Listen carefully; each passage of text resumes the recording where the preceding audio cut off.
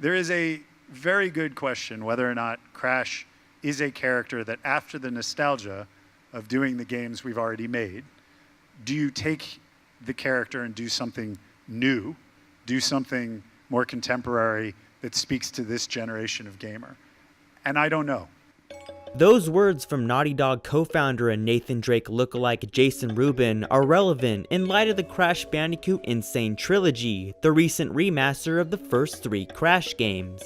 The Insane Trilogy has awakened a nostalgic fervor that has been pent up for almost 2 decades, and although it seems like Crash has, well, crashed back into the spotlight, Rubin raises a few important issues that multiple developers have struggled with since Naughty Dog moved on from the series. Does Crash exist outside of the PlayStation 1, or better yet, can Crash exist outside of the PlayStation 1?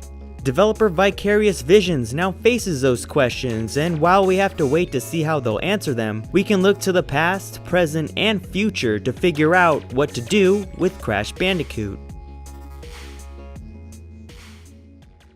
Naughty Dog's Crash Bandicoot games defined the original PlayStation, and that wasn't a happy accident. Part of Crash's original success can be attributed to how he embodied the PS1 and the surrounding era. Not only did he become the de facto mascot for the system, but he was also a walking orange symbol of the PS1's power and limitations. Remember, do not underestimate the power of PlayStation. Everything from the size of Crash's head and eyes to level layouts to the color of his gloves was specifically tailored to the shortcomings and strengths of the PS1 and its original analog stickless controller.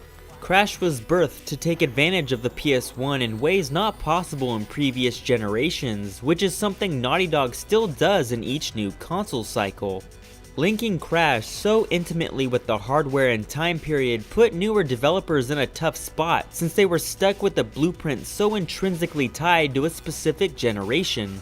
This is where a few of the newer titles stumbled since they were poor imitations of the original trilogy that felt beholden to those earlier games, but without the expected style, polish, or platform-inspired design. Wrath of Cortex, the first Crash title on the PS2, Xbox, and GameCube, exemplified this issue as it was a collection of sterile, rehashed ideas from the earlier games that lacked the signature soul and personality. The Game Boy Advance Crash games recaptured some of the old essence, but only by exactly copying existing worlds from previous titles. These games did not take advantage of the hardware and were merely trying to sloppily regurgitate what Naughty Dog had already done after the novelty had worn off. When poor imitations weren't diluting the series, bad innovation was. Crash's original innovation of being 3D wasn't as impressive in the early 2000s, and the games didn't evolve intelligently enough to stay relevant after that gimmick had run its course. Crash of the Titans and Mind Over Mutant were indeed different, but bland, ignorant interpretations of the source material. They were both aggressively mediocre and incredibly dishonest to the series, something Nintendo almost always avoids as they carry their long-running franchises into each new generation. The Big N innovates in clever ways that stay true to the series' legacy and feel, while maintaining a pretty consistent high level of quality throughout.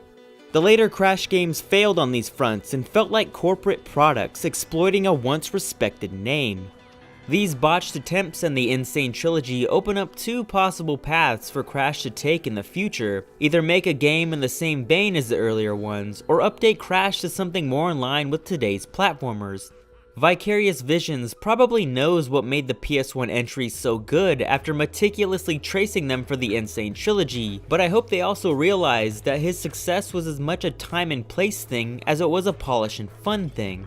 Successfully channeling a dated formula would be an uphill battle, which was something Yooka-Laylee faced earlier this year.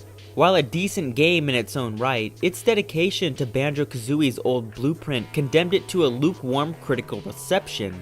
And Yooka-Laylee was developed by a bunch of veterans from Rare, all of whom had experience launching successful, revered platformers in the past. Not even ex-Rare developers could escape the cruelty of ever-evolving standards. Although it's possible for Vicarious Visions to make a meaningful, faithful Crash throwback, the odds are stacked against them if they attempt to merely emulate the past. Adapting Crash to modern day standards is the harder option, but healthier for the Bandicoot in the long run. While there are many contemporary interpretations of what a platformer is nowadays, the most recent Rayman games may be the best place to draw inspiration from. Rayman Origins and its sequel Rayman Legends cherry-picked the best parts of their predecessors while staying up to date with current platforming standards, resulting in great games that didn't just bank on nostalgia. Co-op and faster, more demanding platforming were great additions to layer on top of the bright color palette and silly, whimsical tone from the original trilogy and the 2D side-scrolling perspective of the first game. Origins and Legends found the happy middle ground between using what worked in the past and what works now, and regardless of whether he stays in 3D or explores the two-dimensional realm, Crash should take notes and learn from his limbless platforming peer. The Insane Trilogy is a fun, occasionally frustrating trip down memory lane, and a grim reminder of how dependent Crash is on the nostalgia that surrounds him. And that's a problem if this collection is truly committed to kickstarting a new Crash renaissance. The next entry can't just be another nostalgic retread, and if Vicarious Visions chooses to religiously stick to the outdated framework of the old Crash games, they're more likely to make a dated platformer over a timeless retro classic. Instead, they should learn from the past and borrow from the present to make a new, inspired Crash game that works well today and isn't just a vicarious vision from Naughty Dog circa 1998.